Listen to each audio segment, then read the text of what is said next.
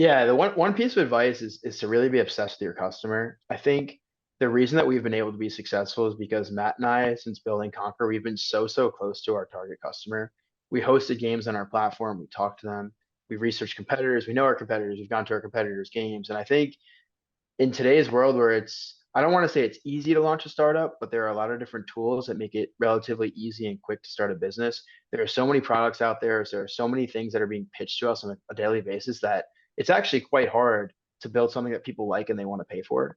And I think that with all those challenges that you have of like trying to find out what people want, it's really important that you understand your customer better than anyone because you're ultimately building a product for them. And so my one piece of advice is get to know your customer, be obsessed with your problem, talk to them as much as you possibly can, and quickly iterate. But the assumptions are tough because you might think one thing, but at the end of the day, the market's going to tell you what they want and what they're willing to pay. And so it's important to stay as close as you can to those target customers to figure out exactly how you can make the product that they want.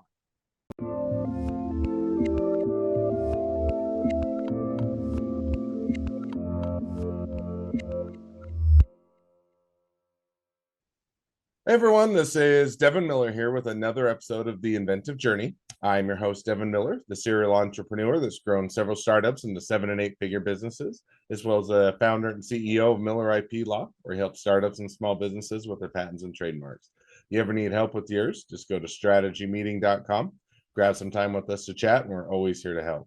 Now, today we've got another great guest on the podcast, Lewis Long. And Lewis, to give you kind of a quick run through, played soccer his whole life.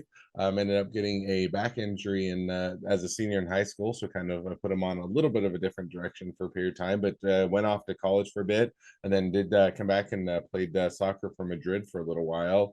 After that, got a financing degree. Worked in finance investment firms in New York for a period of time, but missed playing sports. And then him and his friend came up with a platform for people to get together and play sports. And they both left their jobs, started doing that full time about 3 years ago, and then have been building and expanding that ever since. So, with that much as an introduction, welcome on the podcast. Yeah, Devin, thanks for having me. And yeah, great recap. Hey, my pleasure. Condense everybody's life into the 30-second version of it. So with that, maybe to rewind and unpack just a little bit, why don't you tell us a little bit about how your life got started or in high school playing soccer? Yeah, no, absolutely. So, yeah, pretty much, I was usually the kid, even before high school, growing up, who just itching to play sports. Like I was always super active. Frequently found myself going to local fields and parks, just trying to play, whether it was baseball, basketball, soccer. Found out I was way better with my feet than I am with my hands, and so ultimately ended up playing soccer pretty competitively throughout high school. Played on my high school team, played on the club team, and really met all my best friends through playing on these teams. Had the opportunity to play in a bunch of different states, in a bunch of different countries, meet people along the way. But ultimately, I still keep in touch with a lot of my teammates, and actually ended up starting a business with my lifelong teammate, or a teammate I've had for a while on club and high school, who obviously is now one of my best friends. So. Mm. So now you see you started playing soccer, played in club teams, played throughout schooling, and I think in high school you got a back injury that delayed things a bit, but you went off to college before circling back or picking up doing it or playing for Madrid for a period of time. Is that right? Yeah, so really, I mean, I love sports. I definitely thought I wanted to play in college. I had a back injury my senior year, which ultimately allowed me to go to a larger school because I probably wouldn't have been able to play at a Division I school, even though I really wanted to go to a bigger school. So I went to Tulane University. They didn't have a team there. They did have a few options for like intramural and club, which I messed around with, but then it really wasn't like the level that I wanted to. And then I actually had a chance to study in Madrid, where I got to play on a really competitive team over there, and kind of just realized how much I was missing, not just on the playing sports side and being competitive, but really just from like meeting new types of people. Like I think you can't really replicate the relationships that you have on a sports field, and I was able to really like be on a team where I was the only American. Learned really to speak Spanish pretty well through playing soccer, and I definitely still use some of the lingo today when I play with Hispanic players. But yeah, it was a really great experience being able to play in Spain. I ended up coming back to Tulane my senior year. Really wanted to keep soccer a part of my life, and then kind of fast forward, it was COVID. Everything was basically shut down. I got a job in New York City at a quant trading firm doing equity research, and I kind of found myself in the same spot of like really wanted to play, didn't know anyone, super busy. And so that's ultimately what led me to, come up with this idea for Conquer app. So now, before and definitely we'll dive into the Conquer app side of things, but rewinding just a little bit. So you went back to school, you got the I believe it was a degree in finance. Is that right? Yep. Yeah. So degree in finance from, Tulane University in New Orleans. And then from there, you went to New York and worked for a financial or investing firm. Is that right? Yeah, so I guess yeah, paired with my love for sports, I always love stocks. I think I always just love following companies and really understanding how they work and the mechanics behind what drives them forward. And so really like researching companies, knew I wanted to get a job where I was covering companies or trading stocks. I always wanted to move to New York because I grew up in New Jersey. And I feel like for a lot of people in New Jersey, kind of New York City is like that big city nearby that you want to make it to. So was lucky enough to get a job at a pretty prestigious firm in New York and moved into the city during COVID. So it was interesting, but learned a ton. I was almost fully remote in the beginning. Then we went back into the office because a lot of the traders had to be on site. And yeah, I actually covered airlines, which was super funny because a lot of the airlines were shut down when I was covering them. So I was covering basically predicting stock prices for airlines that were inactive, which, as you can imagine, was pretty difficult just because we didn't really know what was going to happen with the airline industry. But it was a great time, but definitely happy that I decided to take on my own thing full time. So now, just to kind of fill that in, about how long did you work with the financial industry or work in New York there with the investing and the investment firm? Right, yeah. So it was a company called Susquehanna International Group. They have an office in New York City. I worked there for 11 months. So it was actually like the end of May where I decided to, May of 2021, where I decided to leave my job to pursue Conquer full time. We had started working on the development, but the actual project wasn't fully completed, wasn't ready to launch. So it was definitely kind of a risky time to leave, but we felt that the product was in a good spot and I just didn't have enough hours in the day to really accomplish everything I wanted to on the product side. And so ultimately took the leap and haven't really looked back since. I just kind of to fill that in because I think that it was you and your, if I remember right and correct me where I'm wrong, you and your friend kind of were both started this together, worked on it together. Now, it sounds like filling in the gaps. It started out as a maybe a side hustle or a interest project or something you were doing. Not was it intended to be, hey, I want to do my own business, I want to start full time, and here's my idea, or kind of walk us through a little bit as you're doing the full time job, doing the working on Wall Street, so to speak, how you made that transition or kind of got the business going. Yeah, no, absolutely. That's a good point. So yeah, my best friend Matthew, growing up, we were in kindergarten together. We played high school and club soccer together. He went to Lehigh. I ended up going to Tulane. He was working at a software consulting company at the time. He was fully remote. I had moved to New York, one of the few people who did, just because we eventually had to go back in the office really sooner than a lot of the other businesses. And so Matt, I think I was speaking with Matt one day, and we just mentioned that we felt like we had a lot of free time on our hands, even though we were working a lot because it was COVID. It was just one of those times where like nothing was open, no one was really going out on the weekends. You couldn't see a lot of people, and it was just tough to start a job remote. To be honest with you, I think both of us kind of just felt like we could be doing a little bit more. We wanted to be more hands on, and so we came up with this concept just because both of us hadn't played soccer in so much time, and we were really itching to play. But Matt was still home in New Jersey, and a lot of his friends moved away after school, or they were still at school. And for me, living in New York, I was one of the few people who moved there. So we both kind of felt like we were in these new places in life, but didn't exactly have the network that we once did to play sports. And Mm. so kind of from there, we're like, all right, well, let's just start working on it, right? Like it's a pretty low lift. Like let's build a business plan. I remember we took I think a Friday off. We went to the Adirondacks in upstate New York. We got like a cabin and we were just like jacked up on caffeine. We're like, let's just write a full business plan. And we just spent like probably 36 hours that weekend of just like writing a business plan, thinking through Mm. everything possible from competitors to things that can go wrong to business models to how we would come up with the funds to how we would build a product and build an engineering team. From there, we knew we needed a CTO because we didn't have any technical experience writing code, and we knew we wanted this to be like a native mobile app. And so that was a challenge in itself, but ultimately got super lucky finding our third co-founder, Tanner Luke. He was a friend of a friend, got like an amazing recommendation. And yeah, I still remember the first interview with him. We didn't know what to offer him. We had no idea what he was going to say, but luckily he loves sports and he fell in love with the idea. And so he's been full time for about a year now, probably. Um, and it's been amazing to see him just build the product really from scratch with our input and a lot of late nights. So we were doing So now, just pretty before yeah, or we get into the full time, because fill that in. right. So you had the I'll call it a powwow or whatever you want to call it, getaway, that type of thing, where you spent, the basically sounds like most of the weekend and the whole time fleshing things out, figuring out how you do it. Now at that point, you were, I assume, but you can correct me again where I'm wrong, that you hadn't left the job, you were still doing that full time. So kind of walk us through how you took it from the concept of working on it for 36 hours over the weekend to doing it as a side hustle to a full-time job, or kind of over what period of time did that occur, and kind of how did you make that transition? Absolutely. So we went on the trip, I think it was October of 2020. We had started our jobs in like July and August. So we're just 2 months into our jobs. We went on this trip in October. Um, and we were from there, we're like, okay, we have the business plan. Now, like what's next? What do we do? I remember like we were like, what do we do? We filed for an LLC on January 1st of 2021.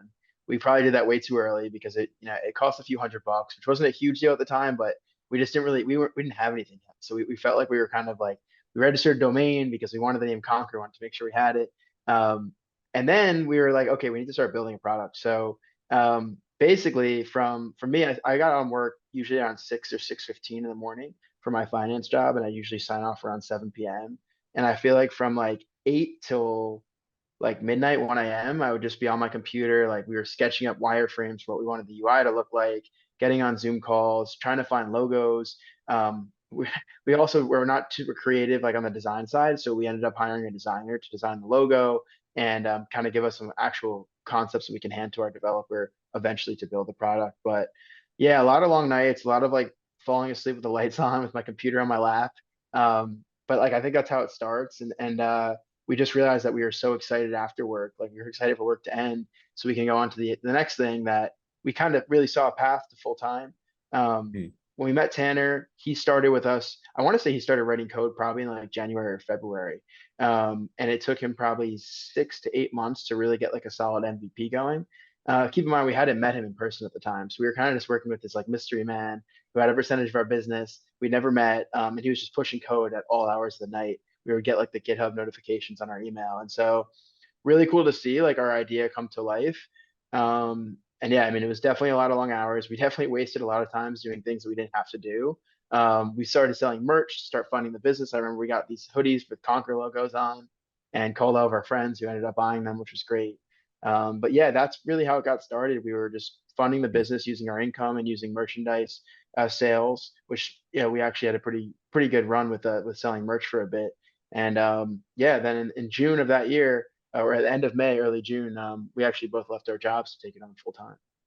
Now, how did you kind of reach or decide that tipping point of where, okay, hey, we're going to leave the jobs? Because I mean, in the sense that, a typical, I don't say not less entrepreneurial person would look at it and say, hey, I've got a good job or got my degree. This fits it well. It's a good, it's a good or well ranked or well renowned firm. It's a good place to be. And now I'm going to go and leave all that to or pursue I'll call it a passion project now. That's how most startups and small businesses go.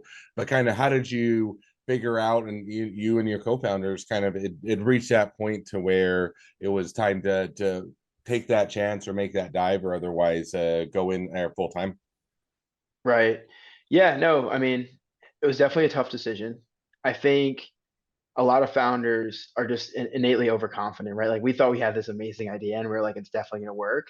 And so, while a lot of people thought we were crazy for leaving our jobs, in our head, it was kind of like, well, this is a product we would use. We've talked to a ton of people who, say they would use it. We were really confident in our idea to execute quickly and with very little capital. And in the meantime, we were actually saving up a lot of the money that we had from work. Matt wasn't, he was still living at home, so he was saving money on rent, and I had a pretty good deal from COVID. And so I don't know. I mean, the timing just felt right. I think I had did about a year in my job. I felt like I had certain, I'd learned certain skills around like organizing myself and like getting things done efficiently. Where I really just knew I wanted to start a company. We put out an internship application. That might have been the tipping point, actually. We put out an internship application for the summer of 2021, and we called all these schools. We wanted to get on Handshake, and we put out this internship application. It was sports tech internship, and we got like hundreds of applicants. And we were like, wow, like this is something that people actually want to work on, like not just we're passionate about it. And I think from there, I spoke with Matt and I was like, listen, like if we're going to build a company around sports and technology and it's going to be about connecting people in a world where so many people are lacking connection, one, I think we have to make the jump, but two, I think we'll be able to hire and attract top talent as we build this business. And for us at Conquer, like we're really specific about who we bring on. We really like to get to know them before we sign something in a full-time manner. And I think, we've continued to bring on top talent in our company. I think because of our mission and because of how passionate we are. And I think that passion really stemmed from the beginning of like, we're building something that we wanted in the world. And so when you think the world's gonna be better with your product than without it, it's pretty hard to not spend as much time as you can making that kind of come to life. Yeah, that makes perfect sense and sounds like it was a good transition. Now you said it was June, July of 2021 or 2022 when you guys went full time.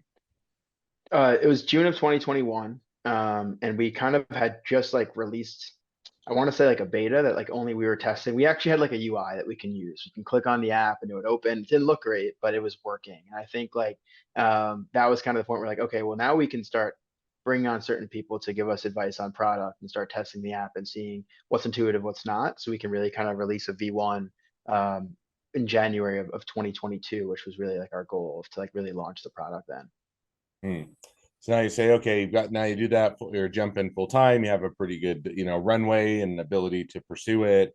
Now walk us through from the time you went full time, launching it, or I'll say a lot of times you get into beta versus full launch and kind of pushing it in the marketplace and really putting that concerted or full time effort. Kind of walk us through how from the start of kind of that full time endeavor till today, kind of how's it gone and how's it evolved, or where are you guys at, and kind of give us that update.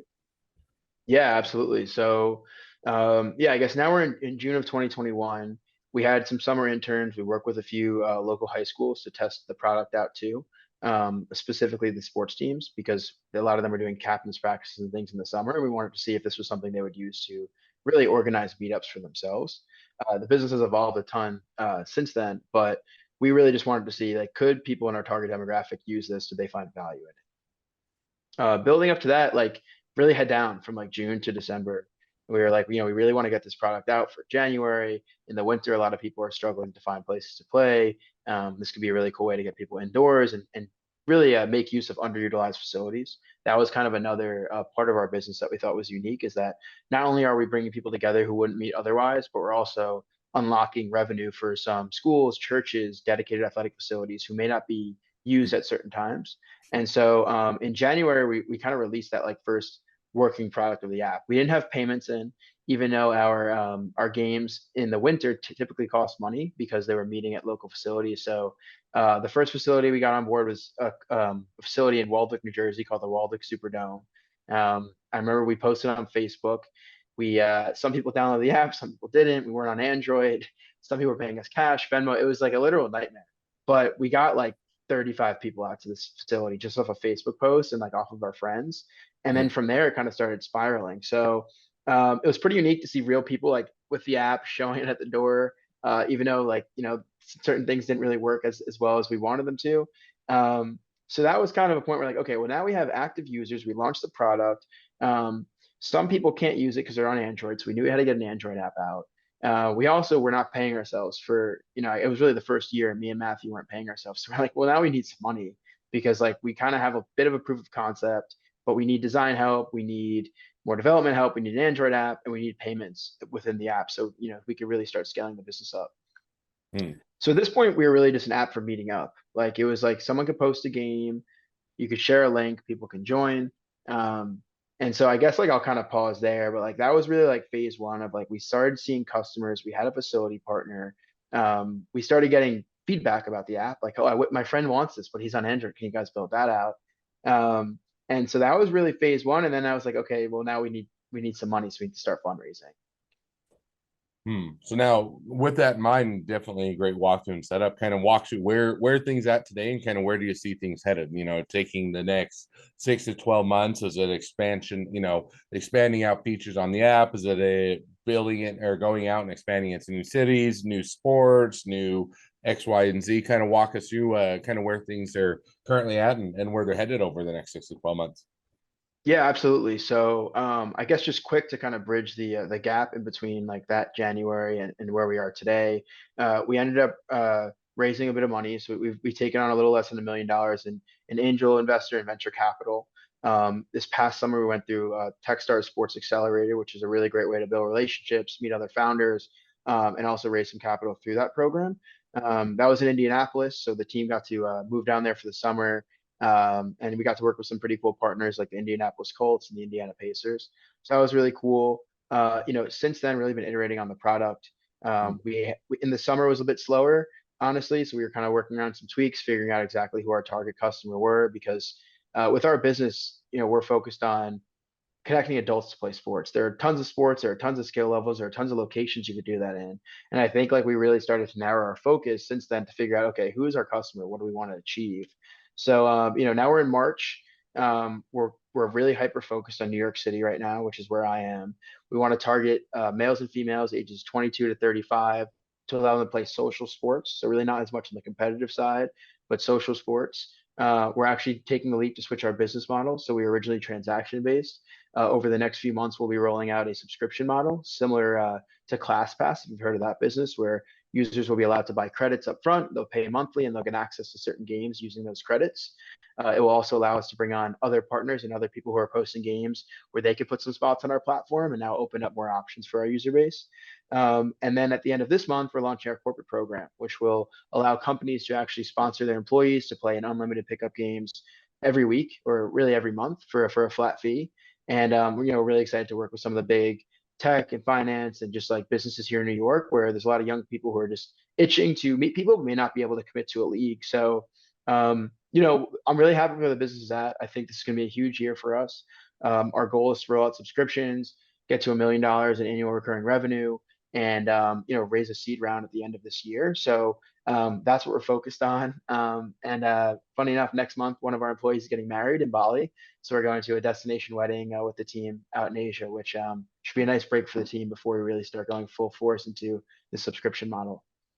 No, that's awesome. Definitely sounds like lots of opportunities, potential, and already a great amount of traction. So that's sounds like a great place to be. So perfect. Well, now as we do kind of reach towards the present day and even looking a bit into the futures to where things are headed, great time to transition to the two questions I always like to ask at the end of each episode. So we'll jump to those now. So the first question I'd like to ask is, along your journey, what was the worst business decision you ever made? What did you learn from it? Yeah, no, it's a really good question. I think as I look back over like the last few years of working on Conquer, I think what sticks out to me is focus. So I think when you're starting a business, it's very easy to have a million ideas and get a lot of feedback and work on a lot of things at once. Like I mentioned that, we were doing indoor sports, we were doing outdoor sports, we were doing pickleball, soccer, basketball, we've done volleyball, we've done frisbee. We've had 16-year-olds who are amateurs using our app. We've had 84-year-olds play pickleball on our platform. We've targeted social, we've targeted competitive. And I think for us, like that lack of focus made it really, really hard to get one thing right. And so I would say, like for us, like the biggest thing I learned is to be focused. And I think the biggest mistake that I made was not being hyper focused on one thing, which right now I feel like we have like this New York City social sports. We have that demographic tightened. And so that's really what I've learned, because since we've kind of made the conscious decision to focus on this demographic, which is a lot smaller than what we were going after before, our revenue has increased, our attention has been stronger, our users are happier. So I think, yeah, the main thing I learned was about focus. And I think in the beginning it's tough, but and it's okay to do some like little small, like curated tests to figure out what's going to work. But at the end of the day, like I think it's important to do really one thing at a time and make sure you do that thing as, better than anyone else in the market. Yeah, and I totally agree. And I also get where it comes from. It is a hard balance to figure out exactly what that's going to, where you should focus at. So, in other words, it definitely in theory, so to speak, you're going to say, hey, we need to be focused. And on the other hand, you get in there and say, well, where is the opportunity, or where do we make our money, or where are we going to get our traction? And so you're always trying to balance of keeping that focus and keeping that core competency, while also when you're brand new and you're just figuring things out, having to go along and figure things out. So definitely get the ease of making the mistake there, but a great one to learn from. Second question now that I like to ask you. So now if you're talking to somebody that's just getting into a startup or a small business, what would be the one piece of advice you'd give them? Yeah, the one piece of advice is to really be obsessed with your customer. I think the reason that we've been able to be successful is because Matt and I, since building Conquer, we've been so close to our target customer. We hosted games on our platform, we talk to them, we research competitors, we know our competitors, we've gone to our competitors' games. And I think in today's world where I don't want to say it's easy to launch a startup, but there are a lot of different tools that make it relatively easy and quick to start a business. There are so many products out there. So there are so many things that are being pitched to us on a daily basis that it's actually quite hard to build something that people like and they want to pay for. And I think that with all those challenges that you have of like trying to find out what people want, it's really important that you understand your customer better than anyone because you're ultimately building a product for them. And so my one piece of advice is get to know your customer, be obsessed with your problem, talk to them as much as you possibly can, and quickly iterate. But the assumptions are tough because you might think one thing, but at the end of the day, the market's going to tell you what they want and what they're willing to pay. And so it's important to stay as close as you can to those target customers to figure out exactly how you can make the product that they want. No, I think that's definitely a great piece of advice and a great takeaway. Well, now as we do wrap up the episode, if people want to reach out to you, they want to be a customer, they want to be a client, they want to be an employee, they want to be an investor, they want to be your next best friend, any or all of the above, what's the best way to reach out to you, contact you, find out more? Yeah, absolutely. So the best way is through our website, www.concurapp.io. And my email is just lewis.long@concurapp.io. You can reach me on LinkedIn, would probably be the easiest way to get in touch with me directly. But our website has a ton of information. You can contact kind of our team through there as well. Awesome. Well, I definitely encourage people to reach out, support a great business, make a new connection. If nothing else, make a new best friend. So, with that, thank you again for coming on the podcast. It's been a fun, it's been a pleasure. Now, for all of you that listeners are out there, if you have your own journey to share and you'd like to be a guest on the podcast, we'd love to have you. So, just go to inventiveguest.com, apply to be on the show. Excuse me. Also, if you are in addition to applying on the show to help us to reach even more startups and small businesses, make sure to click share, subscribe, leave us a review. Helps us to reach those startups and small businesses to help them along their journey to success. And on that note, if along your journey you ever need help with patents or trademarks or anything else with your startup or your small business, just go to strategymeeting.com. Grab some time with us to chat. We're always here to help. Well, thank you again, Lewis, for coming on the podcast, and wish the next leg of your journey even better than the last. Thanks so much, Devin. Yeah, pleasure speaking with you.